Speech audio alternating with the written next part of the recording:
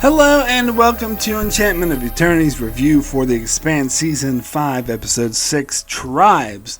This video is a part of a series of videos where I review episodes of the Expanse. So I have to start with a spoiler warning for the Expanse up to Season 5 Episode 6. If you haven't seen up to this point, you will not want to watch this video. Otherwise, some things will be spoiled for you. So yeah, this is definitely one of those links in the chain type episodes that, like, when the credits rolled and the episode ended, I was like, really? That's it? Oh my god, I gotta wait another week. And so this is one of the times when I'm sort of eating my words and regretting that it's not being dropped all at once, but ultimately, you know, I stand by that. I like the weekly release. It's just times like these, not so much. But, you know, this is actually really typical of kind of episode 5, episode 6 tend to be like this.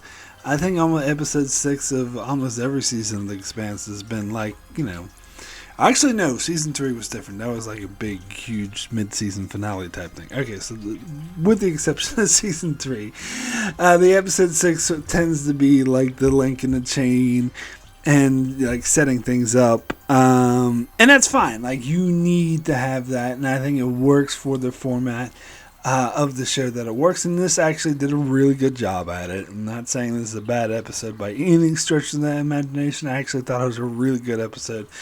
But it's like, give me more.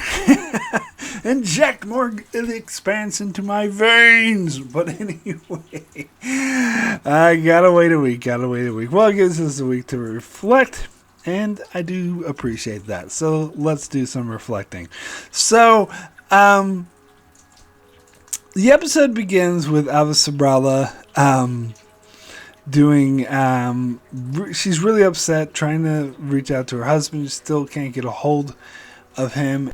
So then this guy comes in that Avasarala barely recognizes. He's like, oh, you're the Minister of the Interior, aren't you? She's like, no, actually, I'm the Transportation Minister, but actually, I'm the Secretary General now. And she's like, oh, okay, he has to stand up, and he's like, nah, no big deal.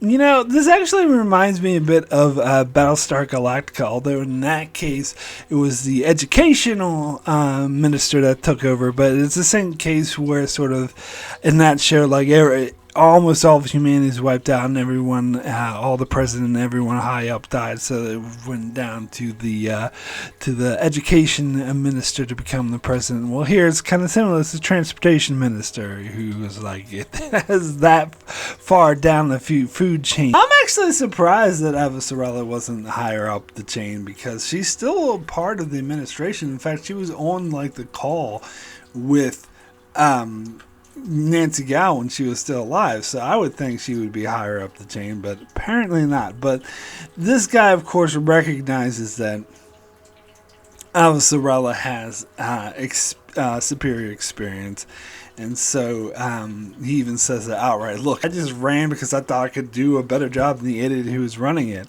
I don't really know how to fucking run the United Nations, So he asks for her to join his cabinet. Now, if I were to make a prediction, I would predict that eventually she's going to become the Secretary General. But I could be wrong.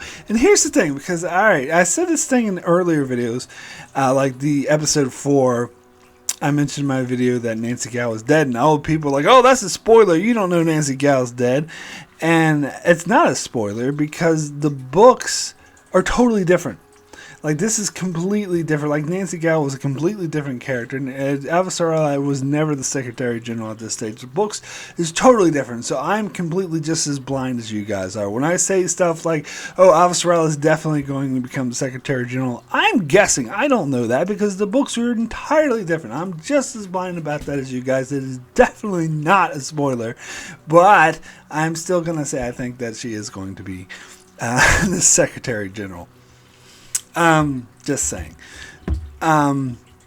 If not the actual Secretary General, she might become the sort of power behind the throne, which is actually what she would prefer, to be honest. And that's basically what she was kind of in like season 1, season 2.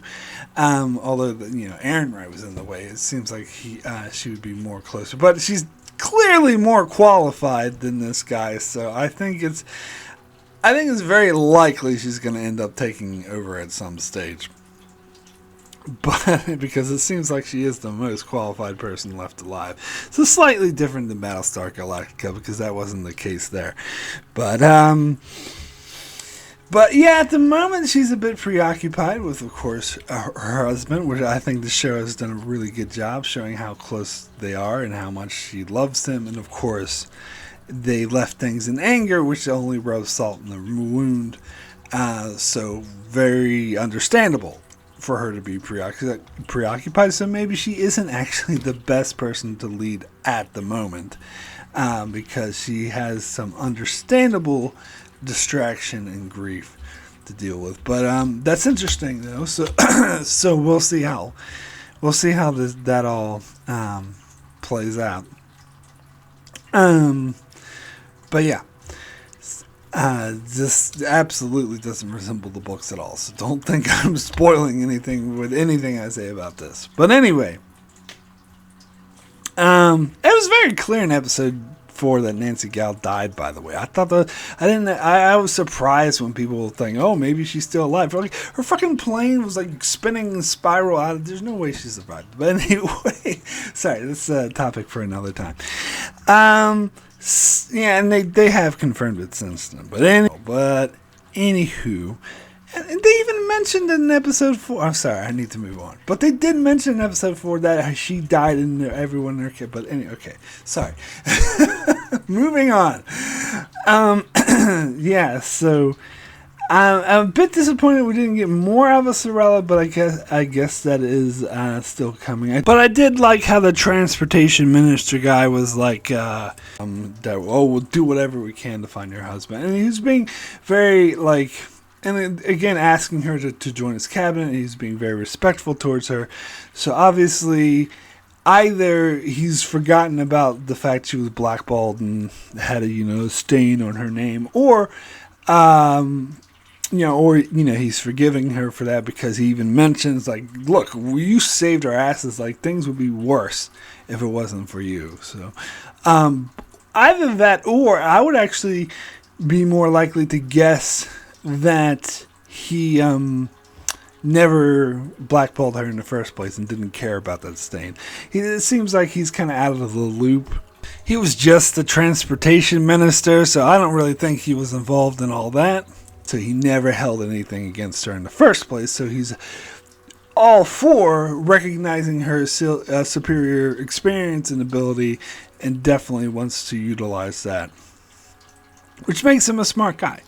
So, I mean, they very well could have played this differently and had an asshole come in who was completely underqualified and be like, I'm in charge now, blah, blah. So it's actually, I kind of think it's more interesting storytelling to have someone who recognizes his own limitation and recognizes that Alva Sorella is more qualified for the job and wants to use that.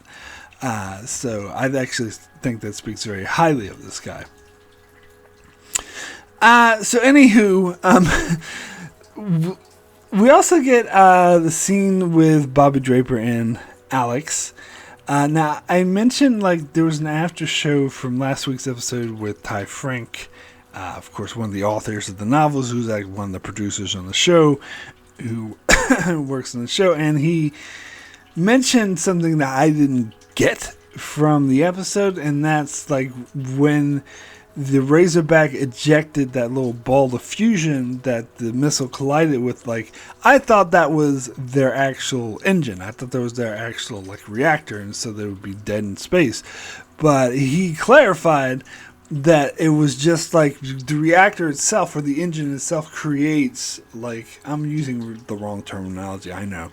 I'm sure people will correct me in the comments. But anyway, it creates like a fusion ball, and that's what they threw out into space. And so the engines they have is still there. They would just need a lot of time to get it started again. So I'm assuming from this scene that a lot of time has passed, because we see at the end of the scene the engines starting to go. So that's what I'm assuming, because maybe it took a while for the Belter ship to find them and then to dock. And oh god, I fucking love this scene though. I mean, again, this is a great episode. Just because it's set up and I wish there was more doesn't mean it's not a great episode. It's a fucking great episode. I love this scene where they try to board the ship. And you know what? I'm thinking as I'm watching this scene, and I'm not sure if anyone else was keeping this in mind, but I'm thinking, as far as they know, this is like a yacht. This is like a rich yacht. So I'm sure they think the people on board are either like tourists who happen to be in the wrong place at the wrong time, so they're going to kill them because they saw them, or maybe they're like journalists or something who were purposely spying on them, or like espionage intelligence officers or something of that sort, someone who would be very easy to board and kill. They weren't fucking expecting a goddamn Marine and a Goliath Martian battle armor to come out and start killing the fuck out of them. Like, so I think, so that made this scene make total sense for me, that they were completely caught off guard, that they absolutely weren't expecting that, and that was such a badass scene. I love seeing Bobby Draper come out and do her thing, especially with these arrogant asshole Marco supporters. They fucking deserve it. But she's just trying to buy time for Alex to plant a bomb on the ship and blow it up. Now, I don't know. It seems to me there should be more precautions to prevent them from doing that. But here's my theory on that. My theory is that if this was an actual MCR in crew that was crewing this MCR in ship, that they would be prepared, and they would have countermeasures to prevent someone from just going on the hull of the ship and planting a bomb. But since it's Belters who aren't familiar with the technology, in fact, they just got the fucking ship, they're not so familiar with it, and that's why. Or was this a Belter ship? I don't know. Even if it's a Belter ship, then they wouldn't be well prepared. I can't remember if it was a Belter ship or MCR. Someone's going to correct me. But anyway, regardless, they weren't prepared. And so I think it makes sense that Alex was able to climb on board and plant the bomb. And it also seems interesting that once Bobby Draper came out and started shooting the fuck out of them, they probably thought, because the first thought was like, okay, let's board them, torture them for information, see what they know, because as I said, they probably thought they were just journalists or intelligence officers or someone who's very easily manipulated. But once they found a badass Marine and Goliath that's shooting the fuck out of them, they probably thought, oh, well, they're more trouble than what they're fucking worth, so let's just jettison the ship and blow it the fuck up with a missile. So I'm sure that was their plan, and that's why they were trying to separate the ship. So we got the badass scene with Bobby Draper using her battle armor to try to literally hold the ship in place. Like, I remember seeing a clip of that in the trailer, and I'm like, I wonder what's going on here. That looks pretty badass. And it is. And she's not able to hold it long enough for Alex to get off. But Alex manages to jump from the ship onto the Razorback and then fly away to safety. And I love how, because they knew they were in a hurry, like, they don't even wait for it. Like, Alex himself doesn't even wait for him to be secure. Like, he just starts the engines and he immediately, like, gets, ground down to the ground because of the inertia. But Bobby Draper is, of course, in their body armor and is able to hold on. But Alex doesn't give a fuck, because they just blew up the ship with the fuckers who were just trying to kill him, and they got away. So that was a pretty badass scene, I must say. I did really like that. The stuff with Holden, we got this episode, it wasn't very much. There's not much to talk about. Basically, it's just him, getting his crew and getting ready to go. I guess the biggest sort of a thing that we got is that Monica Stewart was coming on board, and of course, Bull at first was like, no way, no, and, she manages to talk Holden into it. And I love how Bull's like, have you ever been in a high G situation from battle maneuvers? And she's like, yeah, when I was on the first ship to go into the freaking ring. You're like, all right. She didn't handle that very well, by the way. But anyway, to me, this is just, we need another main character. we don't have enough characters with speaking roles for Holden to interact with. I mean, I talked about this in one of my previous videos about how Bull shouldn't be going with them because who the fuck's running Tycho Station? But they're doing it because they need a speaking character. And I mean, they had that one belter guy who has like a couple lines every once in a while. But other than that, they would have to introduce new characters, and who has time for that? So why introduce new characters when we can use some that already exist? So Bull's coming, even though it doesn't make sense for him. And then why not just bring Monica Stewart along, even though it doesn't really make sense for her? Because we need more speaking role characters to interact with. I mean, Holden's got to have someone to talk to, not just these extras. Come on. Anyway, so Drummer. Let's talk about Drummer. Now, again, I'm gonna mention the B word. I'm sorry, but when I did my predictions video for season 5, I predicted that Drummer would take the role of a book character, Michio Pa, and they pretty much did that, even more so than I thought they would. Like, it's just as soon as the season starts, boom, she's Michio Pa. I know there's another character on the show called Michio Pa, but that's not really Michio Pa. Drummer's really Michio Pa, so just get away with that. But anyway,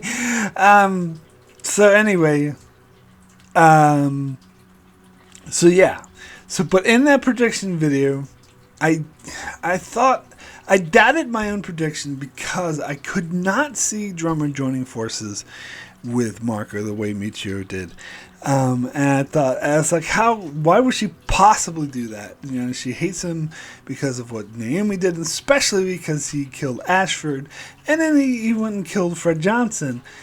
So I thought I couldn't see how they could give Drummer Michio Pa's storyline. I thought they would have to change the part about her joining Marco. And I have to say, this episode convinced me.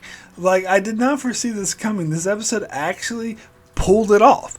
They actually made it make sense why Drummer would join Marco, and I think they had a lot of dialogue and a lot of sort of explaining, and I think they needed that because this was a hard sell for Drummer to join Marco, and it's very clear and very obvious that she's doing it reluctantly and isn't like a diehard supporter or anything like that.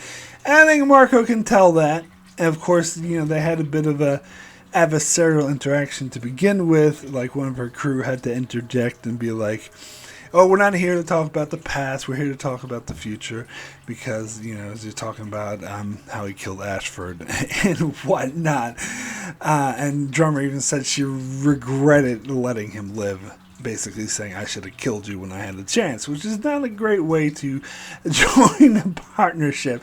So it's clear that they have animosity between them still, and Drummer is basically left with no choice. And I do like how that guy, whoever he is, haven't learned all their names yet, but anyway, how the guy even pointed out that he says we have a choice, and you're all acting like we have a choice, but we don't have a choice. It's either join him or die, basically. And I'm not sure that the show has actually earned that scenario, but they had to present it that way. Otherwise, it would make no sense for Drummer to join Marco. So it does make sense. And as I said, she's not devoted to him. It's still a very tenuous relationship, and so that actually makes a lot of sense why Marco would want to put one of his people on her ship and take one of her people on his ship. And that's totally to Marco's advantage, because he can have a spy on Drummer's ship, overlooking and making sure she's not doing anything she's not supposed to be doing. At the same time, he has collateral, so that, especially the way Drummer's decides, I mean, Drummer's giving him more power by doing this, by saying he's family. I don't think Marco's going to mistreat him. I think he's smarter than that. But he will use him as collateral, so that if Drummer does start to do something that he doesn't want her to do, he can threaten that guy's life. And he's, well, if you can do that, but I'll just kill him.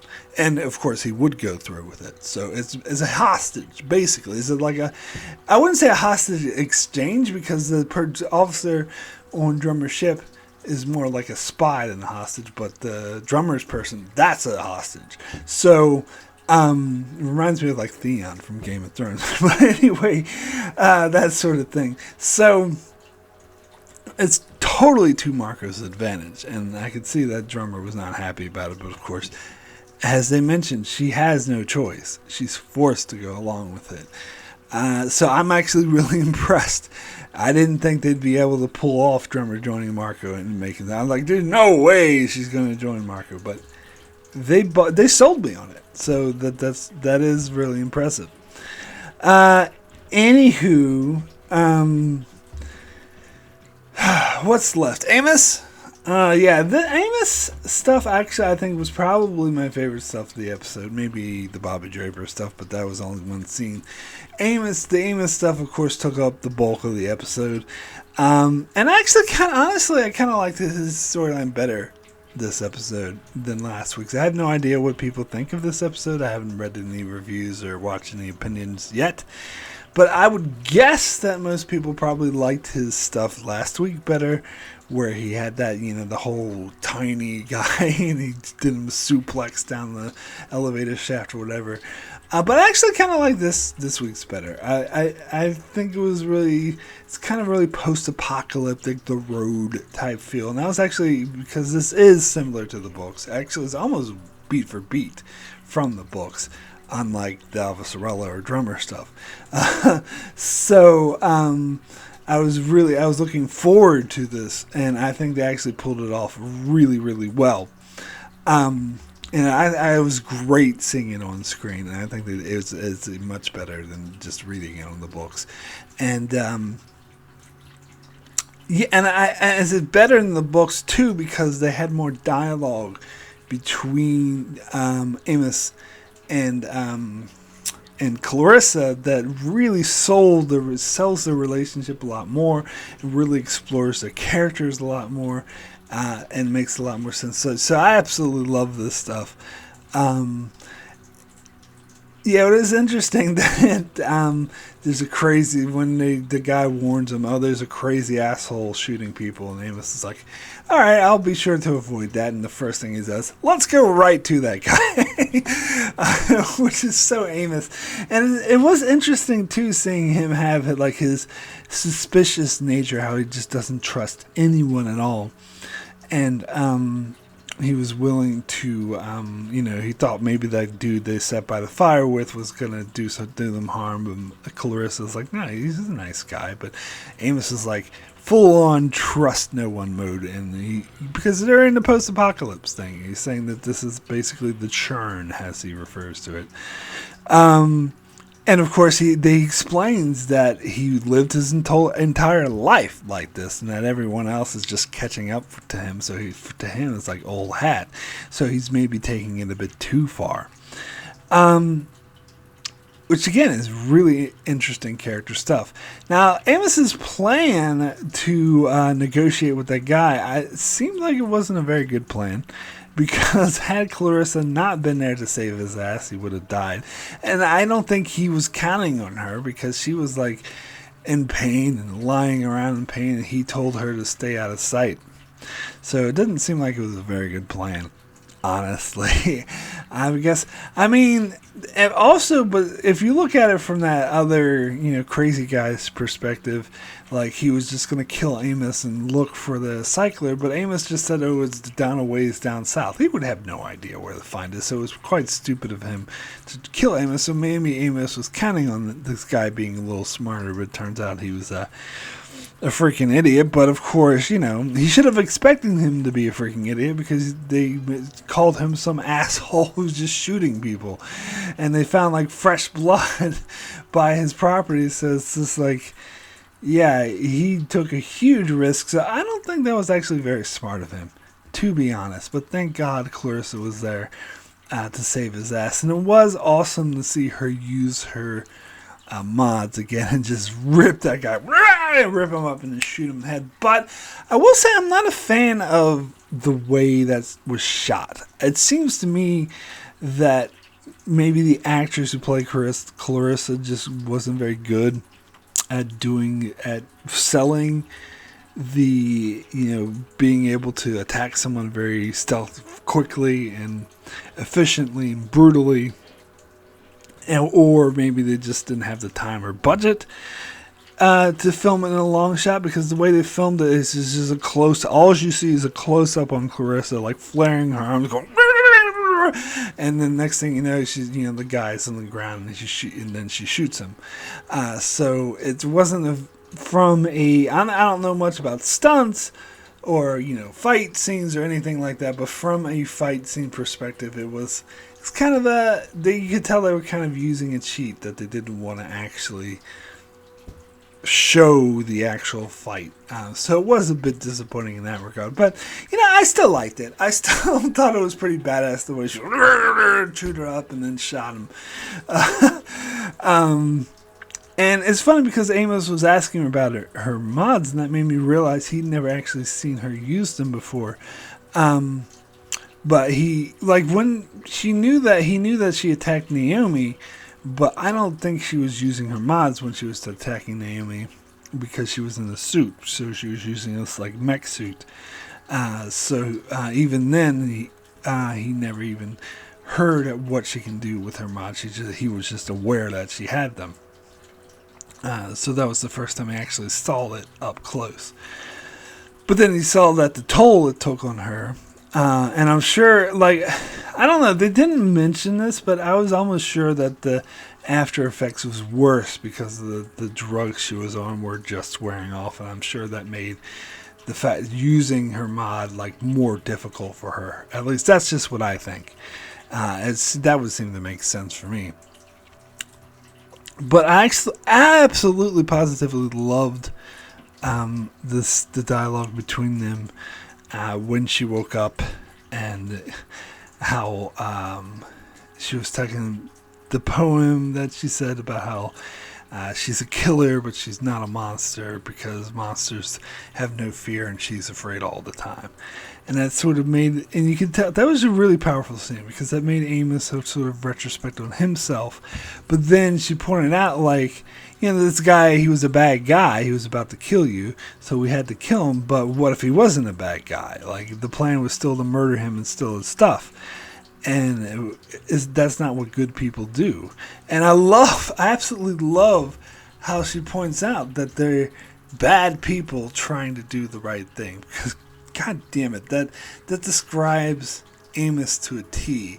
And that's actually what Clarissa is trying to become, because she at first, of course, was a really bad person, but regrets it. And so she's basically become like Amos, a bad person trying to do the right thing. But, of course, they weren't doing the right thing. She's like, murdering a man to steal his stuff is not the right thing.